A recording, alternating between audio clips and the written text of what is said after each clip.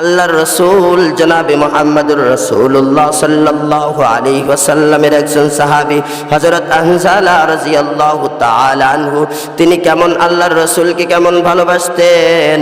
আল্লাহর নবী, বিশ্ব নবী, মায়ার নবী, উম্মতের কান্ডারি নবীজি সাল্লাল্লাহু আলাইহি ওয়াসাল্লাম, আল্লাহর নবী জনাবে মুহাম্মদুর রাসূলুল্লাহ সাল্লাল্লাহু আলাইহি ওয়াসাল্লাম গতকালকে হযরত হানজালা রাদিয়াল্লাহু তাআলা আনহুর রাত্রে বিবাহ পড়িয়েছেন।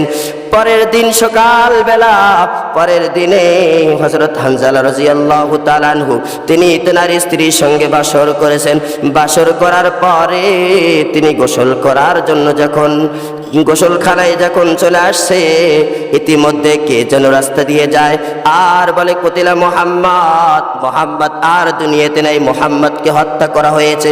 এই কথা যখন বলছেন আল্লাহর নবীর সাহাবী হযরত হানজালা রাদিয়াল্লাহু তাআলা আনহু, তিনি এই কথা যখন শুনলেন, তখন উনি কি করলেন, উনি ওনার লুঙ্গিটা নিয়ে ওনার স্ত্রীকে দিলেন আর বললেন, ওগো প্রিয়তমা স্ত্রী, কেন আর গোসল করব, কেন আর আমি বেঁচে থাকবো?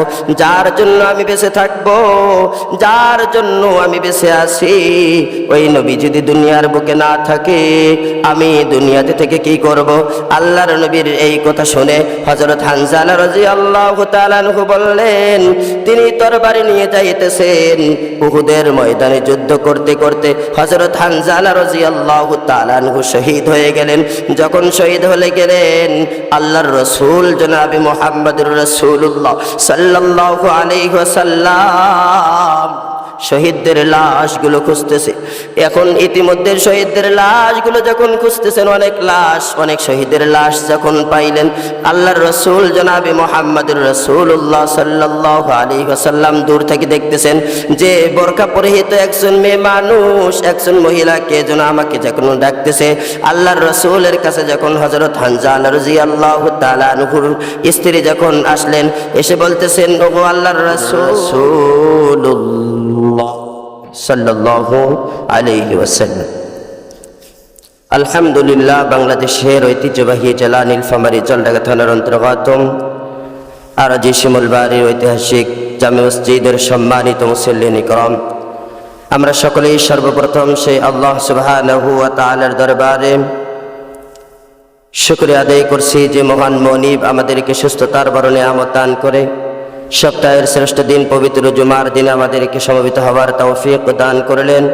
সেই আল্লাহর দেওয়া জবানে আল্লাহ পাক রব্বুল আলামিনের কাছে শুকরিয়া আদায় করি। সকলেই জবান ছেড়ে বলছি আলহামদুলিল্লাহ।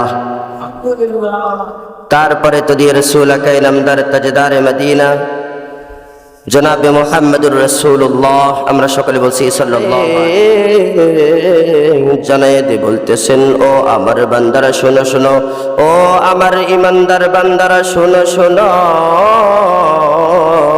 আল্লাহ পাক রব্বুল আলামিন দুনিয়াতে কত মানুষ বসবাস করে, কত মানুষ চলাফেরা করে, কোন মানুষকে আল্লাহ পাক রব্বুল আলামিন ডাক দেয় নাই, কেবল মাত্র শুধুমাত্র একমাত্র আমার আল্লাহ ইমানদার বান্দাদেরকে ডাক দিয়ে বলতেছেন, ও আমার ইমানদার বান্দারা শুনো শুনো। আল্লাহ পাক রব্বুল আলামিন বলেন, ও আমার ইমানদার বান্দারা শোনো, তোমরা যারা ঈমান এনেছো, তাহলে আমরা ইমানদার বান্দা কারা? তাহলে আমি আপনাদেরকে প্রশ্ন করি, ও আমার বাবাজিরা, ইমানদার বান্দা কারা হতে পারবে?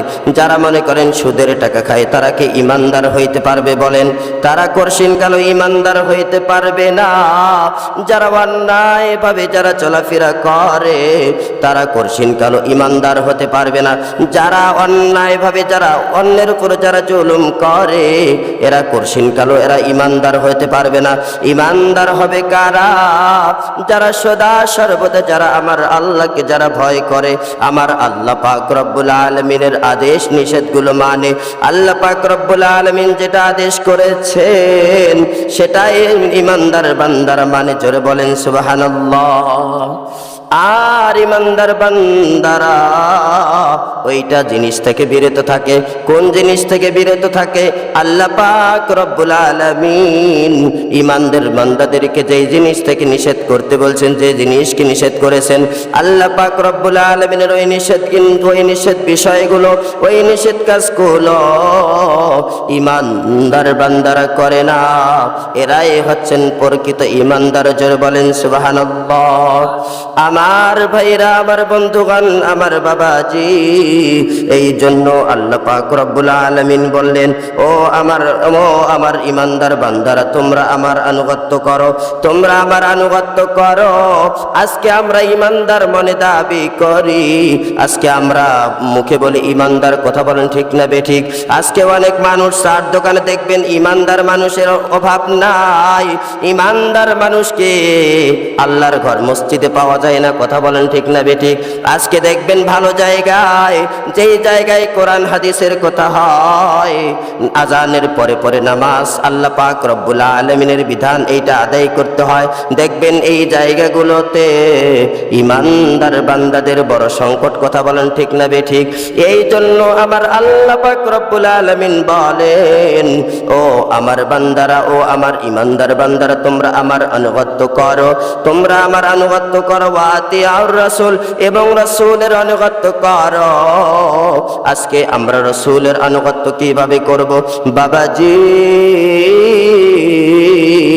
আজকে আমরা রাসূলের আনুগত্য করি মুখে, তবে আমরা কাজে বাস্তবায়ন করতে চাই না, কথা বলেন ঠিক না বেঠিক? আজকে যদি আমরা আল্লাহর রাসূলের আনুগত্য করতাম, আল্লাহর রাসূলকে আমরা যদি মনে প্রাণে যদি বিশ্বাস করতাম, যদি মেনে নিতাম, যদি ভালোবাসতাম, তাহলে আজকে আমার দ্বারায় আল্লাহর রাসূলের সুন্নতকে আজকে আমার জীবনে বাস্তবায়ন করা সম্ভব হইতো, কথা বলেন ঠিক না বেঠিক? আজকে আমরা আল্লাহর রাসূল সাল্লাল্লাহু আলাইহি ওয়াসাল্লামের বিশ্ব নবী, মায়ার নবী, উম্মতের কান্ডারি নবীজি জনাবে মুহাম্মদুর রাসূলুল্লাহ সাল্লাল্লাহু আলাইহি ওয়াসাল্লামকে মানি না বিদায় আজকে দেখা যাচ্ছে আমরা রাসূলুল্লাহ সাল্লাল্লাহু আলাইহি ওয়াসাল্লামের সুন্নতকে আজকে আমরা আমাদের জীবনে বাস্তবায়ন করতে পারছি না, কথা বলেন ঠিক না বেঠিক? দেখবেন আজকে দুনিয়ায় যেই খেলোয়াড়কে যেই সমস্ত ছেলেপেলেরা ভালোবাসে, ওই খেলোয়াড় কিভাবে চুল কাটে, কিভাবে জার্সি পরে, কোন জার্সি পরে, কিভাবে চলাফেরা করে, দেখবেন ওই ছেলেগুলো ওই ফ্যাশনগুলো নিয়ে চলাফেরা করে। আজকে যদি আমরা আমাদের জীবনকে আল্লাহর রাসূল জনাবে মুহাম্মদুর রাসূলুল্লাহ সাল্লাল্লাহু আলাইহি ওয়াসাল্লামের সুন্নতে আমাদের জীবনটা আমরা যদি রাঙ্গাইতে পারতাম, তাহলে আজকে আমাদের জীবনে আমাদের কাছে আল্লাহর রাসূল সাল্লাল্লাহু আলাইহি ওয়াসাল্লামের সুন্নতগুলো আঁকড়ে ধরতে এবং রাসূল সাল্লাল্লাহু আলাইহি ওয়াসাল্লামের সুন্নতগুলো মানা আমাদের জন্য সহজ হয়ে যাইতো, কথা বলেন ঠিক না বেঠিক?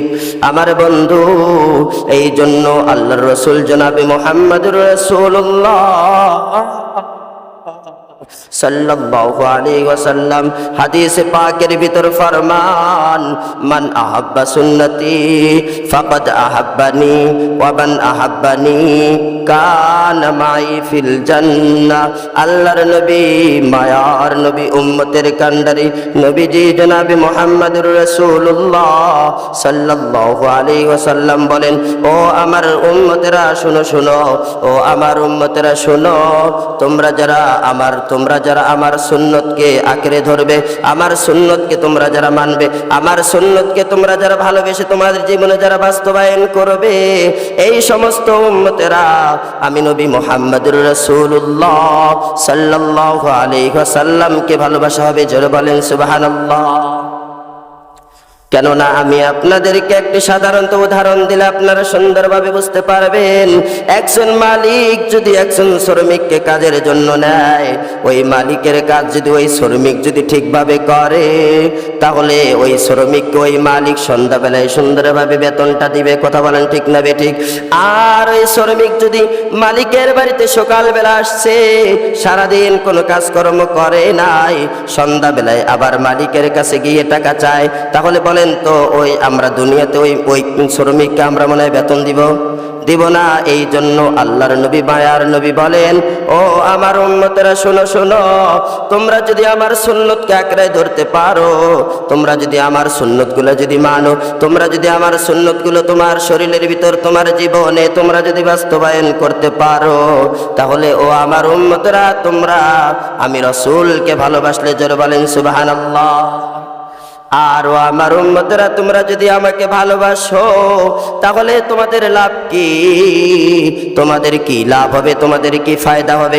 আল্লাহর নবী মায়ার নবী জানান, ও আমার উম্মতেরা তোমরা যদি আমার সুন্নতকে আঁকড়ে ধরতে পারো, আমার সুন্নতকে তোমরা যদি মানো, তাহলে আমি নবী আমার সঙ্গে তোমরা জান্নাতে একসঙ্গে থাকবে জোরে বলেন সুবহানাল্লাহ।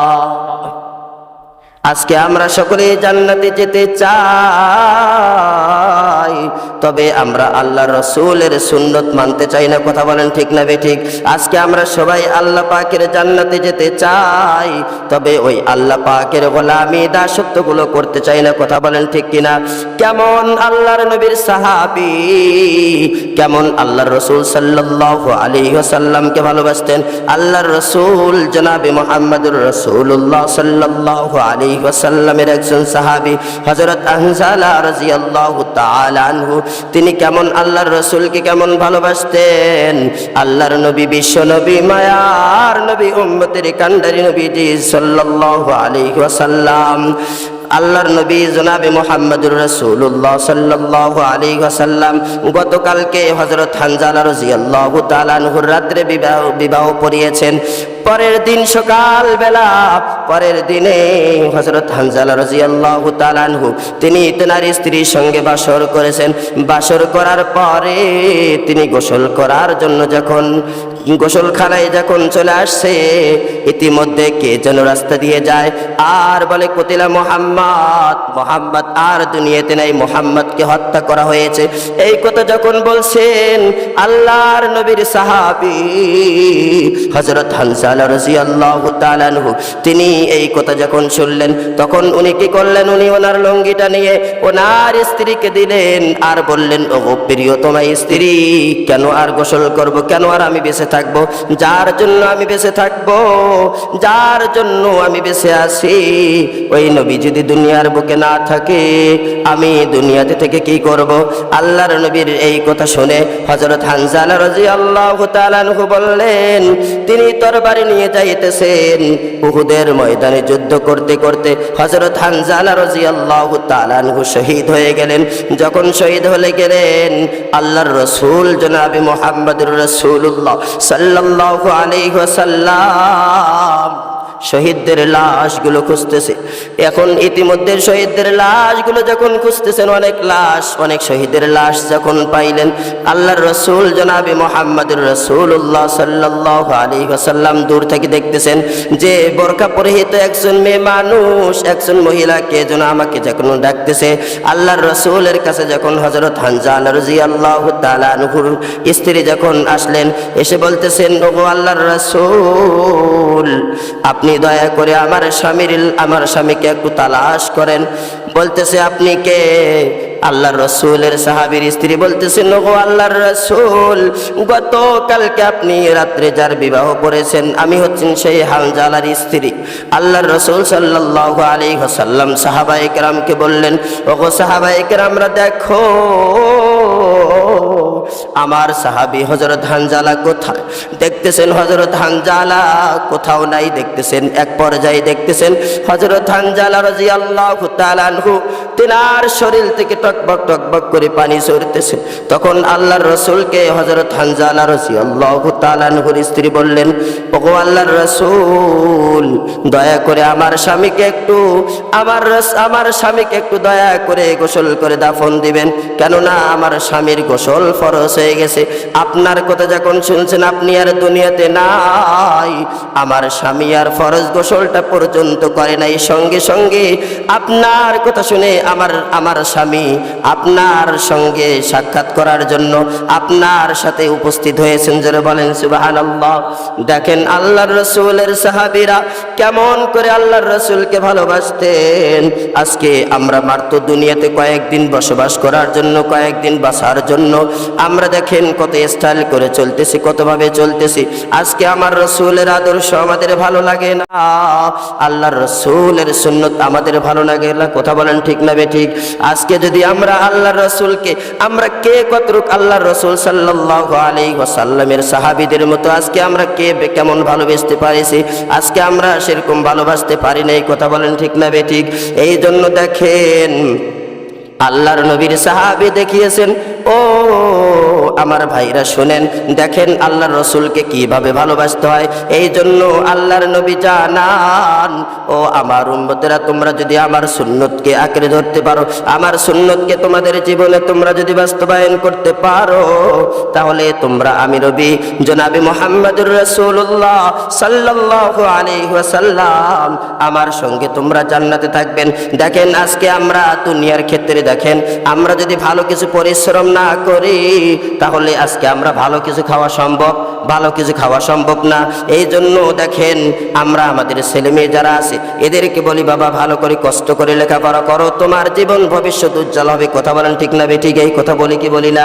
তাহলে দেখেন আমার ছেলে মেয়েকে আমরা উপদেশ দেই, আর মরণের পরে যে রাসূলের শাফায়াত ছাড়া আর কেউ শাফায়াতকারী হবে না, সেই রাসূলের সুন্নাত আমরা দুনিয়ার বুকে আমরা মাত্র কয়েকটা দিন দুনিয়াতে থাকবো, এই কয়েকটা দিন আমরা আল্লাহর রাসূলের সুন্নাত আমরা আঁকড়ে ধরতে পারি না। কথা বলেন ঠিক না বেঠিক?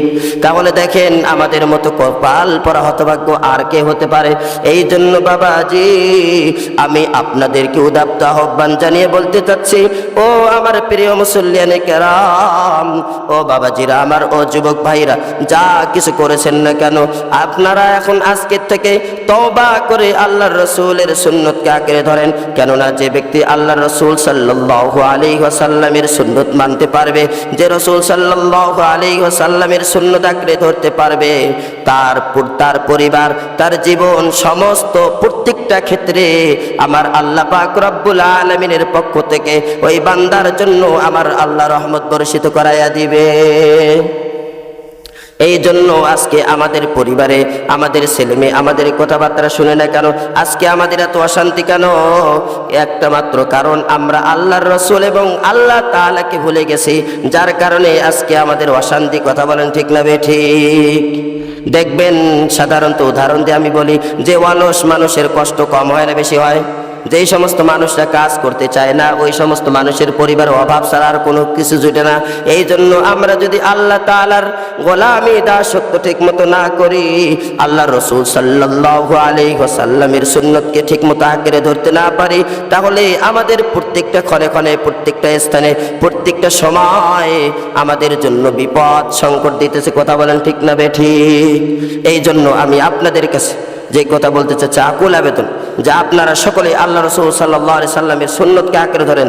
দেখবেন প্রত্যেকটা ক্ষেত্রে, প্রত্যেকটা সময় আল্লাহ পাক রব্বুল আলামিনের পক্ষ থেকে গায়েবী সাহায্য আমাদের জন্য আল্লাহ পাক রব্বুল আলামিন দিয়ে দিবেন। বলেন সুবহানাল্লাহ। তাই আসুন আল্লাহ তাআলা আমাদের সকলকে সঠিকটা বুঝে সঠিক মতো আমল করবার তৌফিক দান করুন। বলেন আমিন। ওয়া আখিরু দাওয়ানা আলহামদুলিল্লাহি রাব্বিল আলামিন।